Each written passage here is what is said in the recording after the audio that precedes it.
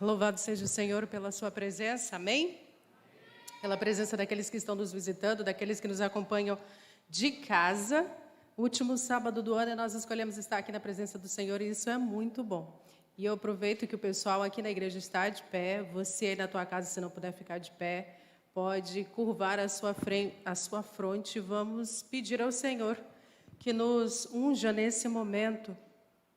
Senhor eterno e todo-poderoso, a Ti seja dada a honra, a glória, o louvor, Senhor, o domínio para todo sempre. Este vasto universo pertence a Ti, mas nós também pertencemos a Ti, Senhor, pela cruz do Calvário. Através, na verdade, da cruz do Calvário, nós pertencemos a Ti pela salvação. Nós também pertencemos a Ti pela criação. E pertenceremos para todo sempre pela redenção, muito em breve, que há de acontecer quando o nosso Cristo apontar nas nuvens dos céus. Esse é o grande desejo do nosso coração, Pai. Embora não sejamos merecedores de tão grande ato de amor, de misericórdia, tão altruísta, tão desprendido, nós louvamos o Teu nome porque mesmo na nossa miséria, o Senhor olhou do céu para nós e fez questão de nos ter consigo. E nós Te louvamos por isso. Pedimos que neste último sábado do ano não sejam as últimas bênçãos a cair no nosso coração, muito pelo contrário. Seja o início da renovação das muitas e muitas bênçãos do poder do Teu Espírito Santo, que há de nos habilitar para estarmos de pé quando as duras provas desse mundo, Senhor, se levantarem diante de nós. Esse ano talvez tenha sido um pequenino ensaio, um vislumbre muito opaco do que está por vir. E muitos já se assustaram. Mas que em nome do Senhor dos Exércitos, nenhum susto seja suficientemente grande para abalar a nossa fé, Senhor. Nos sela com o poder do Teu Espírito Santo. Em o nome de Jesus. Amém. Eu quero tratar com vocês hoje exatamente sobre o selamento. E para a gente ganhar tempo, vamos para o livro do Apocalipse. Se quiser desligar as luzes, o Rosival, para facilitar a leitura, tudo bem?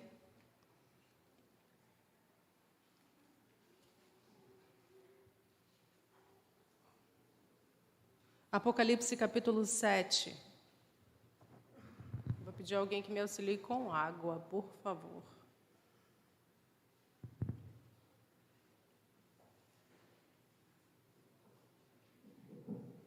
Jotinha, me socorre, porque o Wallace não está aí, não. Água, por favor. Eu bebi antes de subir, mas preciso de mais.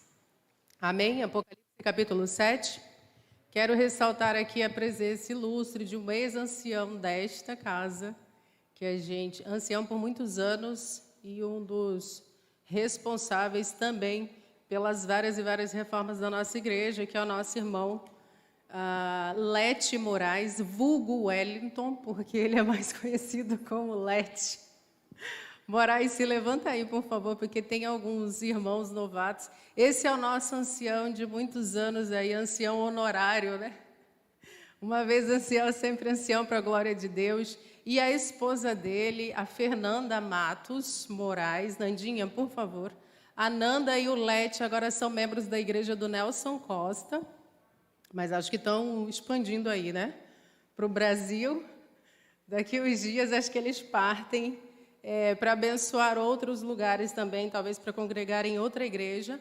O pastor Tássio Salles, que já esteve conosco aqui na quarta. Tássio, também membro dessa igreja, foi nosso desbravador. Garoto prodígio, para a glória de Deus.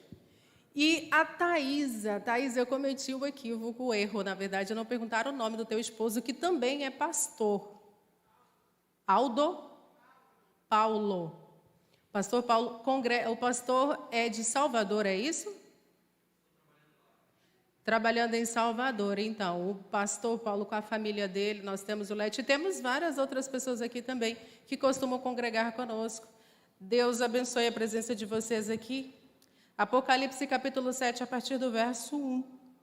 O João diz assim: Vi depois 4 anjos de pé sobre os 4 pontos cardeais da terra. E esses 4 anjos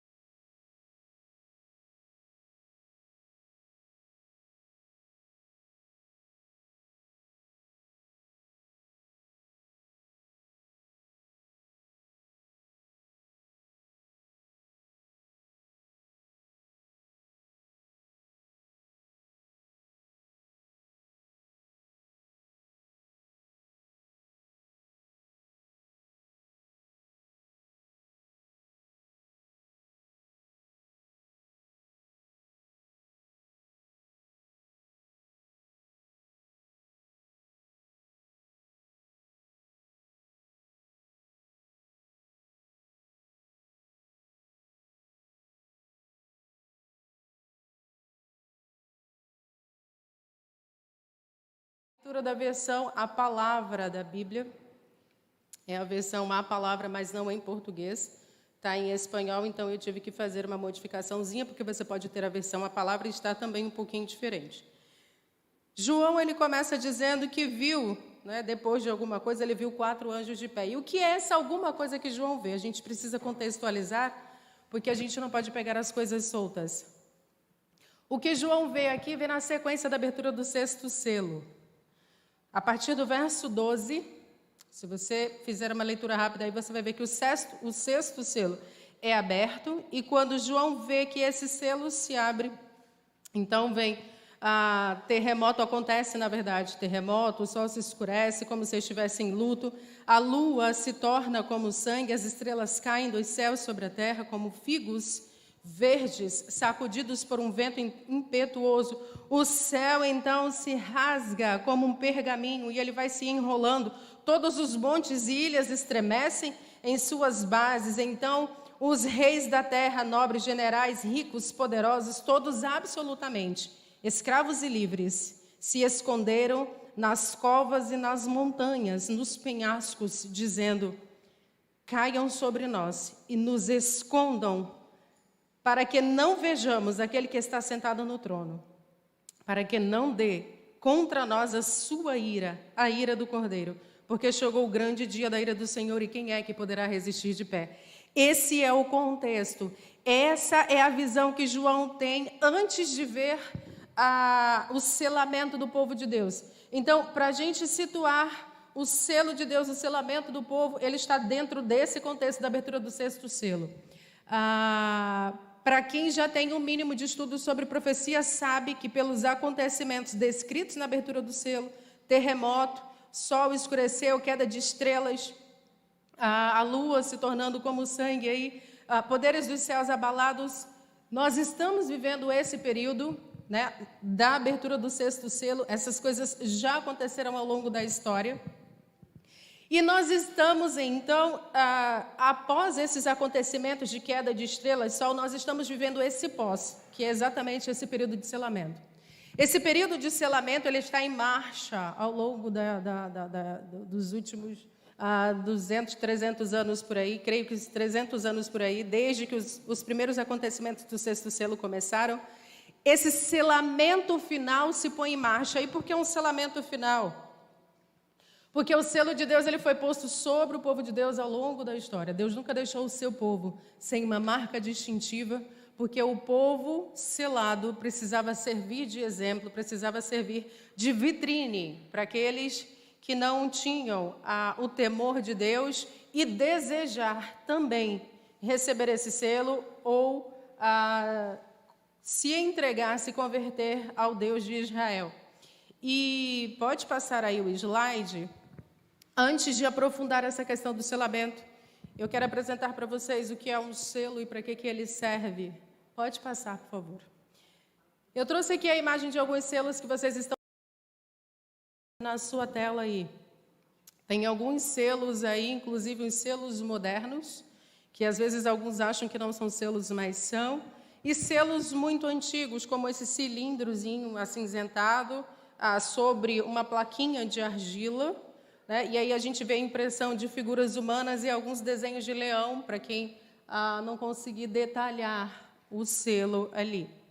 E alguns selos modernos, que são postos, por exemplo, em produtos para certificar esses produtos. Da certificação se o produto ele é economicamente, ou melhor, energeticamente responsável para como ambiente, né? Esse selo de qualidade aí é posto normalmente, esse selinho aí com uma barra vermelha, amarelo e preto, ele é para produtos da linha branca, chamada linha branca no Brasil, que são os produtos elétricos, os eletrodomésticos, inclusive. A gente tem esse outro selo aí que a gente já conhece, com uma impressão em cera, usado para selar cartas na antiguidade. Mas tem um outro padrão de selo, que é o padrão de selo moderno, que nós utilizamos no mundo digital. Passa aí, por favor. Isso. Esses selos aí eu fiz questão de colocar porque tudo que é oficial de documentos que são produzidos oficialmente pelos governos já utilizam os selos digitais. O Brasil passou a utilizar há alguns anos, mas esse selo chegou no Brasil, essa utilização do selo digital chegou no Brasil já um pouco tardiamente. Outros países já vinham usando há muito tempo. São selos em 3D, que seria esse primeiro aqui de cima, à esquerda de vocês. E o do lado de cá com um QR Code, né? Que faz uma leitura de um códigozinho que está descrito aí, escondido, oculto. Mas eu fiz questão de colocar esse selo aqui embaixo e vou ler para vocês, porque quem está em casa pode, ou melhor, vocês que estão à distância podem não conseguir ler direito. E ele diz assim, autenticação digital. De acordo com os artigos 1º, 3º e 7º, inciso 8º, da lei federal tal, autentico a presente imagem, de acordo com alguma coisa, alguma autoridade investida, certamente o juiz do cartório Azevedo Bastos ou o responsável pelo cartório que recebe a autorização do governo para autenticar documentos, autentico a presente imagem digitalizada, reprodução fiel de um documento apresentado e conferido nesse ato. E daí tem um número de autenticação que vai posto aí. E também tem um endereço embaixo de um site onde pode ser conferida a autenticidade desse selo. Os selos digitais hoje, então, trazem a legislação que rege a autenticação daquele documento, né, usada para autenticar aquele documento, qual é a lei em que se baseia, quem é que se baseia nessa lei e um número aí para ser posto sobre esse documento. Esses selos digitais hoje, então, autenticam esses documentos e de qualquer lugar do mundo, se você apresentar um documento autenticado, quando você sai daqui do Brasil, você leva seus documentos autenticados em qualquer país, aliás, que recebeu os teus documentos com o selo digital, pode entrar na internet e conferir a autenticidade desse selo. Eu gosto muito desse selo porque ele lembra muito o selo do Apocalipse. A gente não vê necessariamente qual é o tipo de autenticação num selo 3D. Nem a gente consegue, a olho nu, ler o que está no QR Code. Quem faz a leitura é a máquina. Quem gera essa numeração que autentica é o algoritmo. E para cada selo ele gera um número diferente. Então é impossível, Orlando, você ter 2 documentos com a mesma numeração. Porque o computador ele é programado para não errar. O ser humano tem a possibilidade de errar, mas quem programa, a máquina não erra. O que você programar para ela, o algoritmo vai determinar aquilo ali. Ele vai atestar a veracidade, a autenticidade, inclusive a origem, a localização, a jurisdição de onde aquele selo foi colocado ou onde aquele selo foi colocado e foi impresso. Pode passar aí, Apocalipse capítulo 7, que traz esse contexto aí de 4 anjos segurando 4 ventos.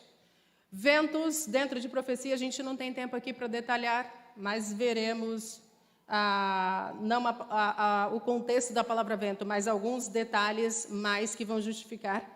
Vento dentro da Bíblia lembra, o Espírito Santo também, o vento também pode ser símbolo do Espírito Santo, mas geralmente ventos dentro da Bíblia, inclusive esses 4 anjos que seguram esses 4 ventos aqui, significam destruição. O próprio contexto do verso aqui explica que esses anjos estão impedindo que ventos destruam a terra, arrasem com a terra, até que os servos de Deus sejam selados. E João ainda ouve a quantidade de pessoas que vai receber esse selo, né? A gente não vai entrar no mérito aqui se 144 é ou não é literal, porque é uma discussão a respeito disso. Essa não é a intenção do estudo desta manhã.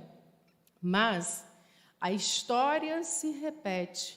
A história de Apocalipse, capítulo 7, os primeiros versos, ela é uma história que se repete. Antes que venham os ventos de destruição, que Deus permitirá que destrua, o povo de Deus é selado. E como é que essa história se repete? Ezequiel, capítulo 9, versos de 2 a 5. Abram, por favor, aí rapidamente. Ezequiel, inclusive, é o livro que a gente está lendo, acompanhando no Reavivados. Ezequiel, capítulo 9, de 2 a 5. A visão que Ezequiel descreve aí no capítulo 9, ele começa no capítulo 8, na verdade, vai até o capítulo 11. É uma visão grande, bem detalhada por ele aí, mas no capítulo 9, a partir do verso 2, o anjo que dá a visão a Ezequiel, ele descreve assim, aliás, o Ezequiel, ele vai descrevendo assim, nesta visão que Deus dá para ele. Vi 6 homens que vinham pelo caminho, da porta de cima, a porta voltada para o norte. Cada uma empunhava uma arma destruidora. No meio deles vi um homem com roupa de linho, que levava uma carteira de escrivão presa à sua cintura.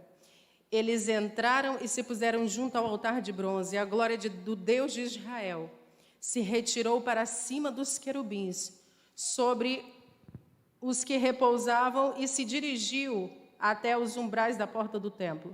Chamou então o homem com roupa de linho, aquele que tinha o tinteiro, e disse: percorre toda a cidade de Jerusalém e assinala na fronte todos aqueles que gemem e agonizam por causa das abominações que são cometidas no meio dela. E também ouvi o que ele dizia aos outros homens: percorram toda a cidade, depois desse anjo, desse homem vestido de linho, e matem sem compaixão e sem piedade. Matem os anciãos, os jovens, as moças, os pequenos, as mulheres, até destruir a todos. Mas não toqueis em todas aquelas pessoas que foram assinaladas. Olha como a história se repete. Essa visão de Ezequiel aconteceu aproximadamente 6 anos antes da destruição de Jerusalém por Babilônia. E Deus havia revelado para Ezequiel: olha, Ezequiel, a destruição virá. Mas deixa eu mostrar para você aqui que há pessoas que gemem, há pessoas que choram, há pessoas que lamentam e que se humilham por conta das abominações que são praticadas dentro do meu templo, no meio do meu povo, dentro da cidade de Jerusalém, no meio daqueles que se dizem meu povo. E eu estou assegurando para você que a destruição virá. Mas a destruição não vem para todos. A destruição virá apenas para aqueles que não têm em sua fronte o sinal de Deus, a minha marca. Isso fica bem claro. E a visão que João tem lá no Apocalipse, capítulo 7, você pode voltar para lá, exatamente essa visão de Ezequiel, agora repaginada, atualizada, na verdade, que é uma visão que ele tem para o tempo do fim, que é o tempo que nós vivemos. Mas a garantia de destruição é a mesma. A destruição virá, há 4 anjos segurando as destruições que vão acontecer sobre a face da terra. Mas essa destruição não acontecerá. A sacudidura não virá antes que todos os servos de Deus estejam devidamente selados. Pode passar aí, Suzy. Em ambas as visões, o selamento acontece antes que a destruição venha, mas os assinalados, eles não sofrem essa destruição. E é essa certeza que nós precisamos ter. Pode avançar, por favor, o slide. O Apocalipse, então, mostra e deixa bem claro aqui, né, que antes que venham os ventos da destruição, antes que as últimas pragas sejam derramadas sobre a terra, e a Covid-19 não é essa última praga, essas últimas pragas, não faz parte. Antes que esses ventos sejam soltos, haverá um assinalamento, um selamento do povo de Deus na fronte, na testa. Pode avançar, por favor? E o que é, então, o selo de Deus na história? E a gente vai detalhar um pouquinho mais a respeito disso. Algumas coisas aí que servem como selo de Deus na história, que foram, na verdade, foram selo de Deus. Foram uma marca distintiva entre Deus e o seu povo. A circuncisão, que começou com Abraão, símbolo da aliança que Deus fez com Abraão. A circuncisão que perdurou até a época de Cristo, e o sacrifício de Cristo anula a circuncisão, e Paulo vai dizer isso depois lá para os Romanos, que nem a circuncisão nem a incircuncisão tem valor algum diante do sacrifício que Cristo fez na cruz do Calvário. Isso significa que esse selo pôde ser substituído, e há selos que podem ser substituídos. A circuncisão passou, mas por séculos serviu como um elo, uma ligação, um sinal entre Deus e o povo de Israel. Os mandamentos do Senhor também serviram como um sinal quando o povo sai do Egito. Deus então restaura a guarda dos mandamentos. Inclusive lembra da questão do sábado. E por séculos ao longo da história, antes que viessem a destruição dos dois reinos, né, Judá e o reino de Israel, Deus havia dado ordens diversas para que eles voltassem a guardar os mandamentos, especialmente o sábado, que serviria sempre de sinal entre ele e o povo dele. Deus deixou isso bem claro, mas o povo pisou e desprezou a guarda dos mandamentos de Deus. O Espírito Santo, Paulo vai deixar bem claro, a gente vai ver daqui a pouquinho, o Espírito Santo também é um selo de Deus posto na vida daqueles que servem ao Senhor, e a gente tem o selo apresentado pelo Apocalipse. Pode passar, por favor. E o que é então o selamento no Espírito? Pode avançar. Quando nós aceitamos verdadeiramente, pode passar aí, Tiago. Quando aceitamos verdadeiramente Jesus como nosso Senhor e nosso Salvador, o Espírito Santo então nos sela. Pode avançar. E como é então que Paulo deixa claro que o Espírito Santo é um selo? Efésios capítulo 1, verso 13, você pode conferir depois. Paulo vai dizer lá que, lembra para os Efésios que eles, depois de terem aceitado a Cristo, foram selados com o Espírito Santo de Deus. Então, se eu e você aceitamos a Cristo verdadeiramente, o Espírito Santo já nos selou. Você não diz amém por isso? Você está selado em o nome de Jesus, você não diz amém, ou você não está entendendo direito? Que nós temos o selo do Deus vivo. Que aqueles que nos acusam de não termos o Espírito Santo do Senhor são pessoas que desconhecem totalmente o contexto bíblico. Aqueles que dizem que essa igreja que não tem o Espírito do Senhor não entende o contexto bíblico, que o Espírito do Senhor não é esse tipo de Espírito que se manifesta aí fora nas igrejas neopentecostais. Todos aqueles que aceitam Cristo verdadeiramente em suas vidas são selados pelo Espírito Santo. E Efésios 4, verso 30, Paulo lembra que aos Efésios, eles foram selados no Espírito para o dia da redenção. E é por isso que nós estamos aqui hoje, nesta manhã, porque nós fomos selados para o dia da redenção. É por isso que a nossa fé permanece de pé até hoje, firme. Aqueles que abandonaram as fileiras, aqueles que ora desistiram, deixaram de seguir a fé, alguns deles voltarão daqui a um tempo. Outros nunca mais pisarão os pés, nunca mais estarão entre as fileiras do Senhor, porque nunca receberam ou nunca foram verdadeiramente selados pelo Espírito Santo do Senhor. E seus corações estão tão endurecidos, como diz Ellen White, a mente deles estão cauterizada, que nada mais consegue encharcar essa mente. Alguma coisa cauterizada é alguma coisa totalmente morta. Quando alguém diz que vai cauterizar uma área do corpo da pessoa, vai matar as células que existem ali naquela área, para que nenhum tipo de doença ou bactéria se prolifere naquela área. Mata. Alguns têm sua mente totalmente cauterizada hoje. E o Espírito Santo do Senhor não consegue mais produzir vida. E esse é o problema, de pensarmos em algum dia desanimarmos da fé. Esse é o grande risco que nós corremos, se abandonarmos as fileiras do Senhor, é que a nossa mente se torne tão cauterizada, ao ponto de nem mais o Espírito Santo conseguir regar com o óleo do Espírito e nos fazer voltar à verdade. Pode avançar? E qual é, então, o selamento apresentado no Apocalipse? O selamento apresentado depois da cruz, Paulo já deixa claro aí, que é o selo do Espírito Santo. Mas junto com o Espírito Santo, nós também recebemos um outro selo. Pode passar, Tiago? Que é o selo aí de Deus que distingue os justos dos ímpios antes que os ventos da destruição sejam soltos, como a gente já viu. Tanto lá em Ezequiel, que Deus deixou bem claro. Para Ezequiel, olha Ezequiel, você está vendo esses aí que gemem, que agonizam, que choram, porque há pessoas sinceras, orando, gemendo por conta das abominações que são acometidas. Só que aí a gente precisa parar para pensar aqui no nosso contexto. Nós temos chorado, nós temos nos humilhado na presença de Deus, nós estamos realmente com o nosso coração contrito, compungido, nós estamos entristecidos pelo pecado, pela miséria, por todas as coisas que acontecem no nosso meio, que acontecem no nosso mundo.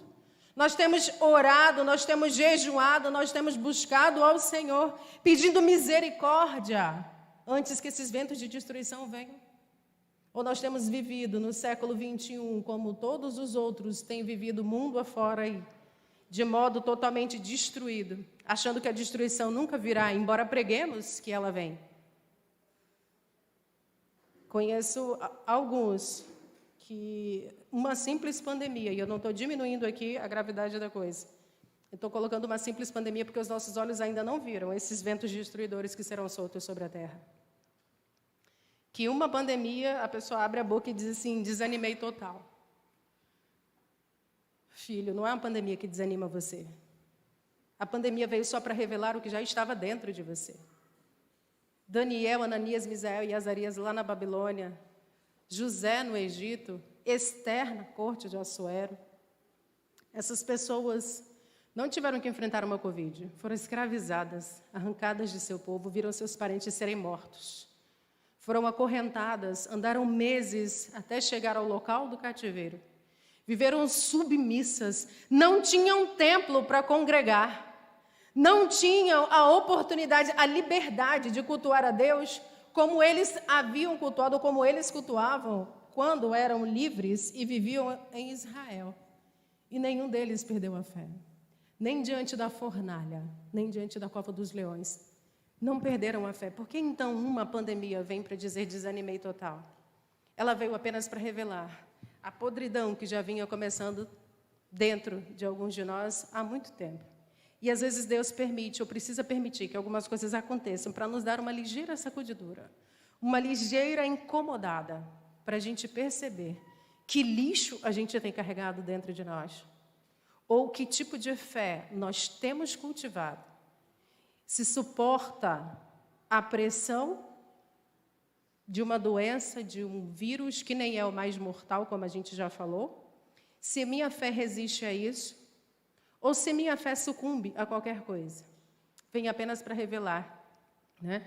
A dificuldade vem para revelar quem é quem. Tem um ditado aí que diz isso. São as dificuldades que revelam exatamente o tipo de fé que nós temos em Deus. Pode avançar aí, por favor.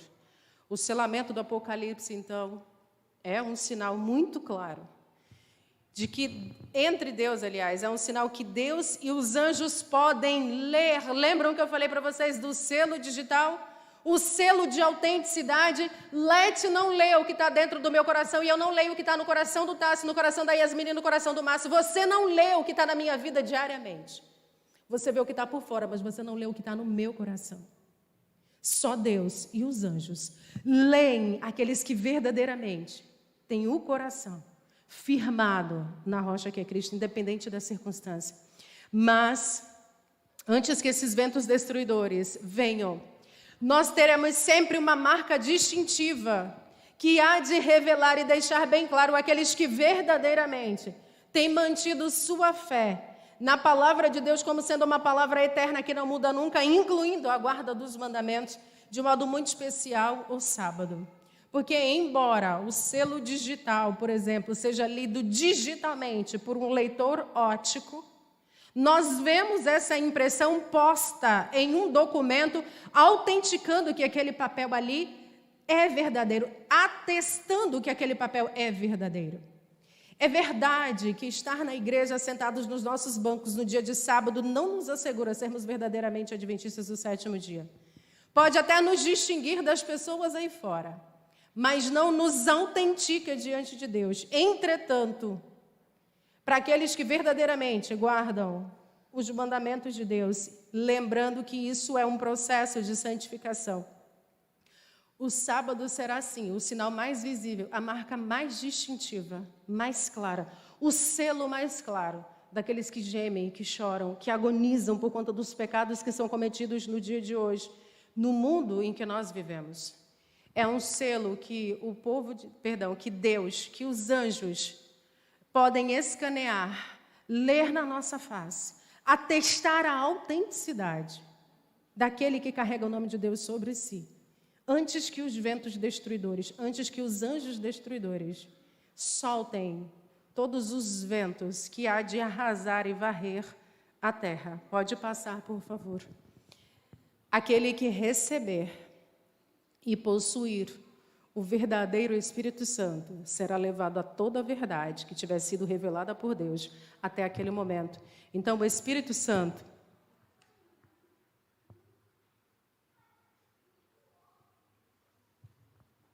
esse selo que já recebemos por ocasião do batismo chamado Espírito Santo do Senhor, Essa unção do Espírito Santo do Senhor é exatamente aquilo que há de nos habilitar a estar firmados em toda, absolutamente toda a verdade.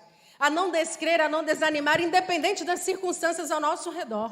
Mais uma vez eu lembro que aqueles homens lá na Babilônia tinham todas as circunstâncias desfavoráveis a eles mesmos, inclusive uma língua estranha. Poderiam inclusive xingar os seus algozes. Poderiam, já que viviam lá no meio de pessoas estranhas, fingir que não eram hebreus, que não comiam comidas, por exemplo, imundas, consideradas imundas por Deus. Ninguém estava vendo. Não havia mais sacerdotes para dizer, você está imundo, você está impuro, é só um pouquinho, só isso, só aquilo, não tem problema nenhum.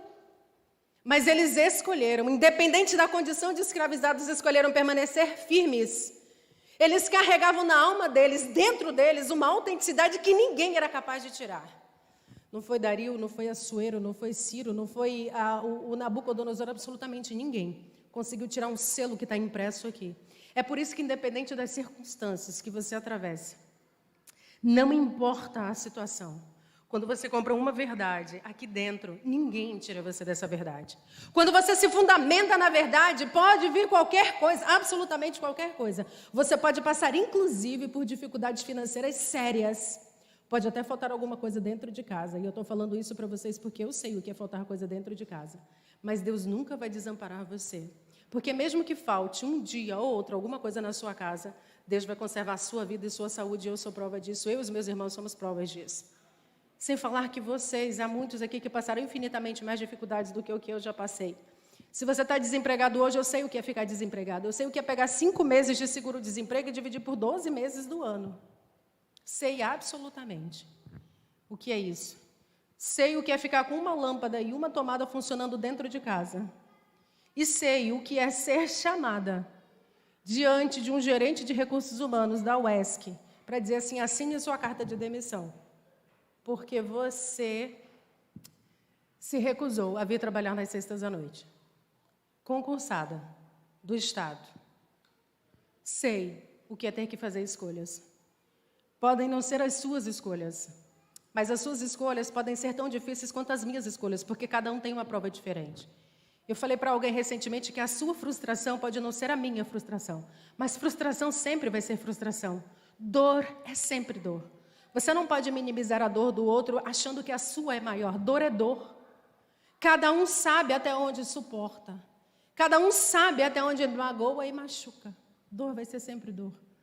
Mas firmados na fé, firmes na fé, só são revelados, a firmeza na fé, aliás, só é revelada exatamente quando nós somos postos à prova.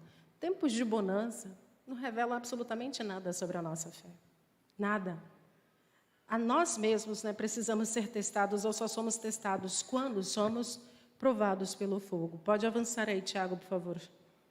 Aquele que receber o verdadeiro selo de Deus, que é o Espírito Santo. Esse que guia toda a verdade, uma verdade que é revelada paulatinamente, mas não é uma verdade que vem em forma de visão, que você se batiza e pronto, imediatamente você recebe, como numa biblioteca digital, que você pronto, faz um download, baixa todos os livros do Espírito de Profecia na tua mente, de repente você se torna expert em Ellen White, que de repente você vira um super ultra pregadora, que você vai dar estudos bíblicos como ninguém nunca antes deu estudo bíblico nessa vida. Esse tipo de poder sobrenatural não acontece. O Espírito do Senhor, que nos guia a toda a verdade, essa verdade é paulatina. E ela é gradativa. À medida quanto mais nós mergulhamos, quanto mais buscamos, quanto mais nos aprofundamos, mais essa verdade se torna mais clara, mais clara, mais clara, até ser dia perfeito. Como o Senhor já disse. Então, o verdadeiro selo, aqueles que hão de receber verdadeiramente, o verdadeiro selo de Deus, o Espírito Santo vai obedecer a toda a verdade que foi revelada por Ele, incluindo a santificação do sábado, que é o 4º mandamento da lei de Deus. Pode avançar, por favor, o slide. Deus diz aí, olha, em Ezequiel, capítulo 20, verso 12, para deixar bem claro que o selo de Deus ao longo da história já era a guarda dos mandamentos. Também lhes dei os meus sábados, incluindo o sábado, para servirem de sinal entre mim e eles, para que saibam que eu sou o Senhor que os santifica. Portanto, a guarda do sábado faz parte do processo de santificação. Se quiser tirar um pouquinho mais do volume, porque minha voz vocês já sabem, né? Então, a guarda do sábado é ou faz parte desse processo de santificação. Quando eu e você aceitamos que esse dia permanece como sendo o dia santo do Senhor, não o sábado que eu faço, que eu digo que é qualquer um. Eu estava lendo recentemente a confissão de fé de algumas denominações tradicionais aí, e todas elas pegam os mesmos versos que a gente usa para justificar a guarda do sábado. Só que elas dizem que o dia que você torna o seu dia de guarda deve ser guardado como os judeus guardavam o sábado. Eles nunca apresentam uma justificativa, uma razão plausível, concreta, dentro da Bíblia, para que a guarda do dia, né, ou melhor, para que o dia de guarda seja qualquer dia que você faça e não o sábado do sétimo dia. O dia de descanso que Deus deu, não para os judeus. Deus deu no Éden, para Adão e Eva. Eles eram os únicos dois seres humanos sobre a face da terra. Portanto, cai por terra essa teoria de que o sábado foi dado para os judeus. Ezequiel, capítulo 20, próximo slide. Santificai os meus sábados, porque eles servirão de sinal entre mim e vocês, para que vocês saibam que eu sou o Deus de vocês. E para que as outras nações ao redor olhem e vejam que vocês são o meu povo, que vocês pertencem a mim, que há uma distinção entre nós aqui e eles. E para que a reverência de vocês, para que o cuidado que vocês tenham em se preparar até que esse dia chegue, eles, observando o exemplo de vocês, sintam vontade de vir congregar junto com vocês, de se converter, de aceitar o Deus de Israel. As pessoas, quando olham para nós, quando veem a nossa preparação ao longo da semana, veem em nós um sinal distintivo. Ou no nosso trabalho, as pessoas apenas sabem que nós somos aqueles preguiçosos que não trabalhamos no sábado. Como é que as pessoas nos veem? Como adventistas que não comem carne de porco, que não bebem Coca-Cola, o que é mentira para muitos?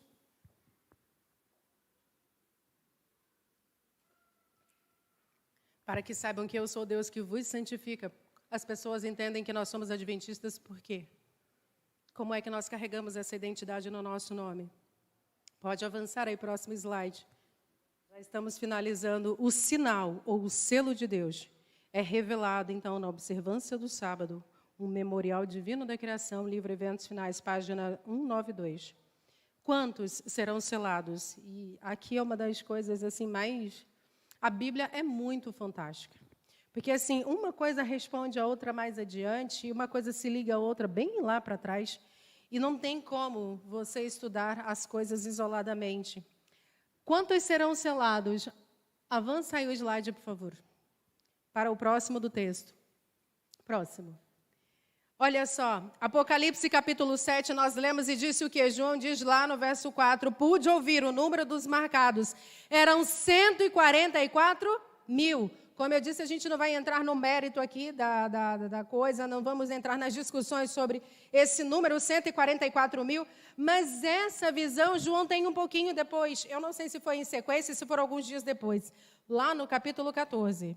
João descreve essa mesma multidão, esse grupo que ele vê aqui de 144 mil, ele descreve no capítulo 14, olha que coisa linda.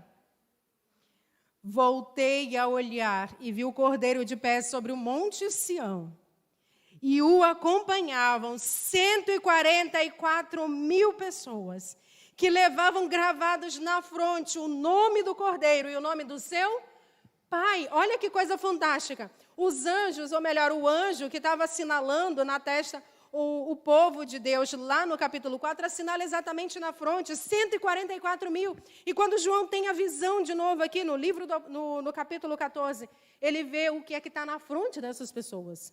Então, o selo que foi posto por aquele anjo, na face, ou melhor, na fronte, daqueles que seriam selados antes que os ventos fossem soltos, a marca distintiva era exatamente o nome do Cordeiro e o nome do seu Pai. Aí você diz assim, uau, não entendi. Que descoberta é essa? Porque assim, que fantástico é esse? Se você lembrar, o povo de Israel, ou mesmo os antigos, tinham o costume de colocar nos seus filhos nomes que tinham significados. O que os pais queriam que os filhos desenvolvessem em termos de caráter, de personalidade, ou o que os pais queriam projetar para o futuro dos seus filhos, eles buscavam um nome que representasse isso e aquele nome era posto sobre o filho. O nome que a pessoa carregava era símbolo do caráter que foi pensado para ele desenvolver. O nome que ele carregava era símbolo do futuro pensado e projetado por seus pais. Hoje não, na nossa cultura ocidental, a gente põe nomes aleatórios por causa da pessoa que a gente gosta, de alguém famoso, disso, daquilo, enfim, a gente não pensa. Mas nos tempos bíblicos, no tempo de João, ainda havia essa importância do significado de um nome. Nós não damos, mas eles ainda dão importância ao significado que o nome carrega. E Deus deixa isso aqui bem claro, que os selados dele, no tempo do fim, são exatamente aqueles que carregam o nome do Cordeiro e o nome de seu Pai. E carregar o nome do Cordeiro, carregar o nome de Deus sobre si, significa carregar o caráter de Cristo. Significa carregar o nome, o caráter representativo de Deus. Portanto, eu e você, hoje, vivos, nesse tempo, carregamos sobre nós, ou pelo menos deveríamos carregar sobre nós, o reflexo, ou deveríamos ser o reflexo do caráter de Cristo. Deveríamos carregar sobre nós verdadeiramente esse nome de cristãos. Quando Deus lá no segundo mandamento, no terceiro mandamento, não tomarás o nome do Senhor teu Deus em vão, porque Deus não terá por inocente. Qual era o nome de Deus em vão? O nome de Deus, verdadeiramente, do jeito que o povo de Israel chamava, a gente sabe que se perdeu ao longo da história a pronúncia do nome. Se perdeu ao longo da história. Mas hoje, o que é tomar o nome de Deus em vão? Porque a sociedade tem vários deuses para si e constrói vários deuses. Mas para nós que nos dizemos cristãos, quando a nossa vida aí fora não combina com a fé que a gente professa, com aquilo que a gente diz crer, as pessoas dizem que somos crentes 171, crentes meia boca, crentes de fachada. Traduzindo, nós estamos envergonhando o nome de Deus, portanto, blasfemando do nome de Deus, porque carregamos esse nome na nossa distinção, carregamos esse nome sobre nós. Nos dizemos cristãos. Alguns de nós fariam um grande favor para o Evangelho se ficássemos calados, ao invés de abrir a boca e dizer que somos cristãos. Porque o comportamento, porque eu já vi uma pessoa virar para outra e dizer assim, tu é crente? Tem certeza que tu é crente? E quando a pessoa disse isso, estava se referindo exatamente ao tipo de comportamento que aquele colega de trabalho tinha. Tu é crente? Tem certeza que você é crente? Do tipo assim, eu não vejo em você nenhuma marca distintiva entre o que você é e o que os não crentes são. Eu não vejo nada que separe vocês. Eu não vejo as roupas de vocês serem distintivas. Eu não vejo a maneira como vocês falam serem distintivas. Eu não vejo os filmes de vocês serem distintivos. Eu não vejo as fotos de perfis de vocês serem distintivas. Às vezes eu tenho vergonha de ver algumas fotos de pessoas que aparecem, forçosamente. Você vai procurar alguma coisa em rede social, aí aparece lá a foto de algumas pessoas, porque assim não nos distingue. Nos torna iguais a todos. Todos embalados e selados, como se fôssemos todos pertencentes ao mundo. As nossas roupas, as nossas conversas, o que nós assistimos, o que nós vemos, as prioridades que nós damos, que temos. Quase nada nos distingue hoje. Exceto, às vezes, estarmos assentados aqui, no banco da igreja, no dia de sábado. O detalhe que Apocalipse capítulo 14 aí acrescenta a respeito desses 144 mil é exatamente o fato de eles carregarem na fronte o nome do Cordeiro e do seu Pai. O caráter. Você entendeu porque que o selo de Deus não é exclusivamente a guarda do sábado, mas a guarda de todos os mandamentos do Senhor, da lei de Deus como um todo, que vai purificando, que vai santificando o nosso caráter. Para que saibam que eu sou Deus, que os santifica, lhes imprimirei as minhas leis no seu coração. Essa foi a promessa de Deus, lá em Jeremias, que Deus, capítulo 33, salvo engano, Deus prometeu que um dia imprimiria as leis dele no coração do povo dele, e seria um povo distinto, seria um povo santo, que não, jamais... Depois que Deus fizesse isso, seria um povo que não precisaria mais que ninguém os ensinasse. Eles seriam ensinados pelo próprio Deus. E para finalizar, quando ocorre o tempo do selamento, pode avançar aí. E avançar, isso. O tempo do selamento é agora. Isso é o que diz a Ellen White no livro Primeiros Escritos, página 58. Quando que é o tempo do selamento agora? Eu não recebi o selo do Espírito Santo no batismo? Sim, uma vez salvo, salvo para sempre. A gente não prega isso. O processo de santificação é diário, então o processo de selamento, o tempo de selamento é agora. E o que é que me sela? É confissão, é arrependimento, é busca sincera pelo batismo diário do Espírito Santo. E ela continua, enquanto os 4 anjos estão retendo, contendo os ventos, é tempo de fazer uma firme, é tempo de fazer firme a vossa vocação e a vossa eleição. Enquanto os anjos estão segurando os ventos de destruição que há de vir sobre essa terra, enquanto a sacudidura não vem, é hora de nós nos prepararmos. Você lembra da parábola das 10 virgens? Elas não se arrumaram de uma hora para outra. E as consideradas imprudentes foram exatamente consideradas imprudentes, porque se preocuparam em se adornar, mas não levaram um item que era fundamental, o azeite em reserva, porque elas não sabiam quanto tempo o noivo levaria para chegar. O tempo de preparação é agora. Mais do que a dor no exterior, nós precisamos ter o azeite em reserva, nós precisamos passar por uma séria purificação do nosso caráter, confissão e arrependimento sinceros, porque não sabemos quanto tempo o noivo virá, mas é certo que ele virá. Tão logo estejam selados os filhos de Deus e preparados para a sacudidura, aí ela virá. Tão logo estejamos preparados. E nos lembremos de uma coisa, voltando para aquela mesma pessoa que me disse que com essa pandemia esfriou na fé. A sacudidura, para mim, pode chegar muito antes do que os ventos, quando forem soltos aí, socialmente falando, e o mundo esteja uma loucura e decreto dominical venha. Pode ser que a sacudidura seja um câncer na minha vida. Pode ser que seja a morte de alguém, a perda do emprego. Eu não sei o que é que Deus vai permitir para me abalar profundamente. Mas Deus pode permitir que venha antes, para me dar uma levantada, ou para revelar o tipo de fé que eu tenho nutrido até hoje. Pode passar aí, por favor. Satanás, olha que coisa séria, que advertência séria também no livro Primeiros Escritos. Satanás está agora usando cada artifício neste tempo de selamento, a fim de desviar a mente do povo da verdade presente e levá-los a vacilar. Quantos de nós temos perdido tempo precioso com teorias da conspiração, replicando um monte de coisas? Ainda há adventistas até hoje, em pleno século XXI, que de vez em quando espalha por aí um videozinho dizendo que o selo da besta é um microchip, é isso ou é aquilo, que a marca da besta é não sei o quê, até que é o Pix. Eu ouvi recentemente que o Pix é a marca da besta. Então, assim, Satanás está usando qualquer artifício para desviar a minha mente e a sua mente. Se nós não estivermos firmados na rocha, nós seremos abalados. Pode avançar, tem uma slide em preto aqui para mim, eu não sei aí para você. É esse o texto, não apareceu aqui para mim? Agora é o tempo de nos prepararmos. Olha que coisa, é agora, não é amanhã, não. Você já tem quanto tempo de batizado? Eu já vou para 24 anos de batizado. Você tem quanto tempo? É agora o tempo de nos prepararmos. O selo de Deus jamais será colocado à testa de um homem ou mulher impuros, cobiçosos, amantes do mundo, de língua falsa ou de coração enganoso.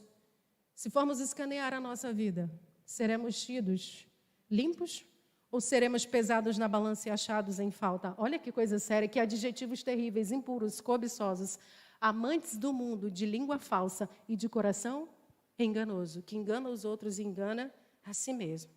E, por fim, quais são as condições? Pode passar aí, para sermos selados. Inverti, é o mesmo. Para mim, trocou aqui. Precisamos, eu vou ler aí, porque para mim aqui não entendi, foi o mesmo slide. Precisamos do pleno poder do Espírito Santo para vencer os pecados, pregar a verdade para este tempo e suportar os terríveis acontecimentos finais. Nós precisamos do poder do Espírito Santo. Se aqueles hebreus lá na Babilônia não tivessem o poder do Espírito Santo na vida deles, não tenha dúvidas. Eles teriam se ajoelhado. Eu e você nunca soubemos o que é a nossa vida ser ameaçada com uma fornalha diante de você. Pode ser que alguns aqui já tenham sido assaltados. Mas eu desconheço, se tiver, por favor, pode dizer, que alguém aqui tenha tido já uma arma apontada na sua cabeça, dizendo assim, nega o nome de Cristo e fica vivo. Se não se curvar, eu te mato. Se você negar o nome de Cristo, você fica vivo. Se você não se curvar, eu te mato. Desconheço. Mas cristãos coptas, por exemplo, no Egito, já foram fuzilados dentro de um ônibus pelo simples fato de serem cristãos. Estavam todos no ônibus, concentrados, eu não sei para onde eles iam, mas o ônibus foi metralhado, pelo simples fato de serem cristãos. Não me diga que nós temos passado por mais dificuldades do que as pessoas aí fora têm passado. Que as nossas dores são maiores do que as dores deles.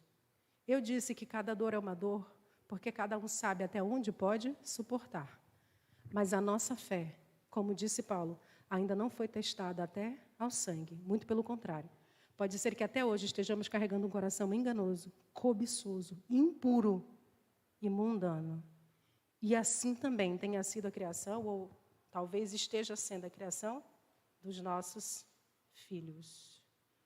Fica então aí, para encerrar aqui, os alertas do Senhor. Lembrando que a guarda do sábado não é exclusivamente o selo de Deus para esse tempo, mas os mandamentos de Deus, que revelam o tipo de caráter que nós temos desenvolvido. Esse, sim, é o selo de Deus, confirmado todos os dias pelo Espírito Santo. E que esse selo precisa ser invocado sobre os nossos filhos. Coração de imposição sobre os nossos filhos. Os pais têm essa autoridade. São sacerdotes instituídos dentro do lar para abençoar seus filhos. O nome que seu filho carrega de Adventista do Sétimo Dia precisa simbolizar a fé que ele crê, o que ele professa.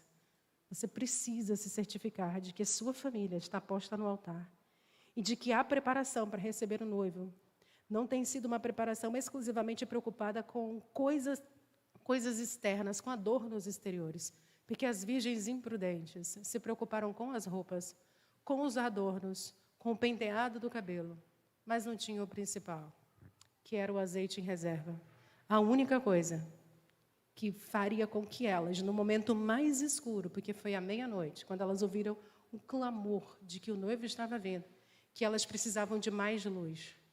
É exatamente no momento de maior aperto de sua vida que você vai precisar de mais luz. E essa luz não vai ser transferida. Lembram, na última pregação que eu fiz aqui, a gente detalhou essas questões. As virgens prudentes não puderam dar azeite para as virgens loucas. O processo de santificação da Cristina não pode ser transferido para mim. O processo de santificação da Doriane não pode ser transferido para mim, não é transferido de pai para filho, não é transferido de esposa para esposa. Ou nós estamos de pé por nós mesmos, ou sucumbiremos mais rápido do que o que a gente imagina. Vamos nos colocar de pé. Senhor Todo-Poderoso, o Criador de todas as coisas, Espírito Santo do Senhor, que nos convence da verdade, da justiça, do juízo, que imprime no nosso coração as leis do Senhor, que purifica o nosso caráter, que molda o nosso temperamento. Olha para dentro de nós, por favor, Senhor. Talvez até hoje estejamos carregando um coração impuro, cobiçoso, enganoso, amante dos prazeres do mundo, Senhor, mais amigo do mundo do que amigo de Deus. Olha para nós, por favor, Senhor. Purifica esse nosso coração. Nos faz ser aquelas pessoas que na visão de Ezequiel, Senhor, estavam gemendo, chorando, lamentando por conta das abominações de Israel, confessando os pecados do povo de Israel diante de um Deus que é santo, que é justo e que daria uma lição ao seu povo por amor do próprio povo. Tem misericórdia de nós, Senhor. O que quer que tenha acontecido na nossa vida ainda é nada perto do que há de acontecer, Senhor. Mas que em nome do Senhor dos Exércitos, para glorificar o Teu nome, todos nós, como estamos de pé aqui hoje, nesse momento, nesta oração, possamos permanecer de pé na nossa fé a vida inteira, independente das circunstâncias ao nosso redor, Senhor. que permaneçamos de pé na fé, ainda que os céus se abalem e todas as coisas ao nosso redor desabem.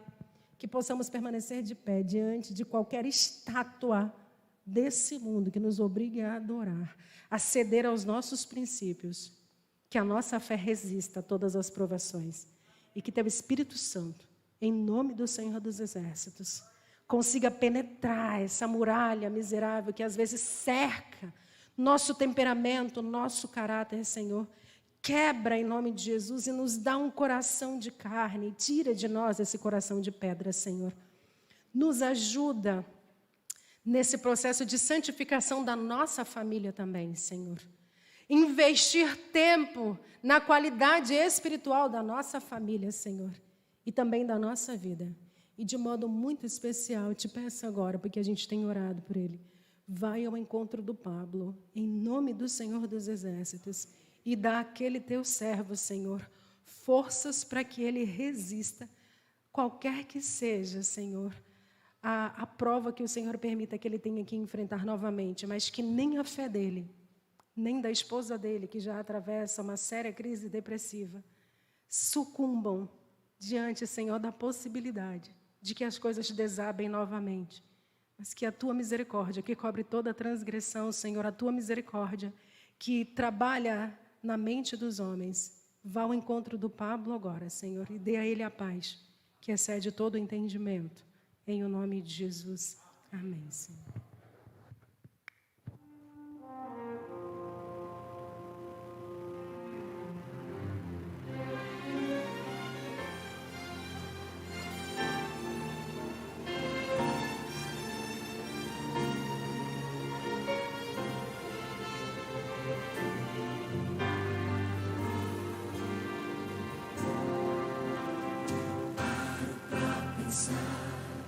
Os desafios deste meu viver, paro pra ouvir o que a voz de Deus quer me dizer.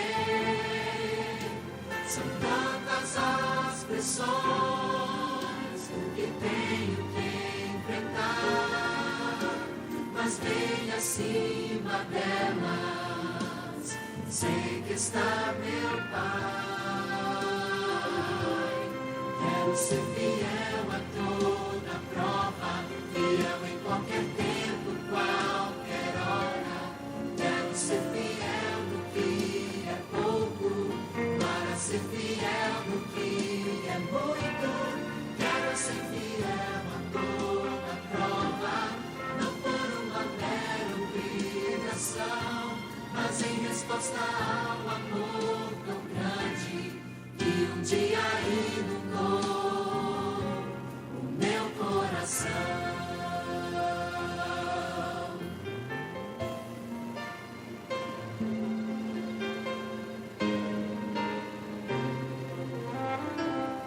Posso triunfar, conheço alguém que já venceu por mim. Posso me apegar à forte mão de um Deus tão grande assim. Meio à provação, começo a louvar e seu poder do alto vem me alcançar. Quero ser fiel em qualquer tempo, qualquer hora. E é pouco para ser fiel no que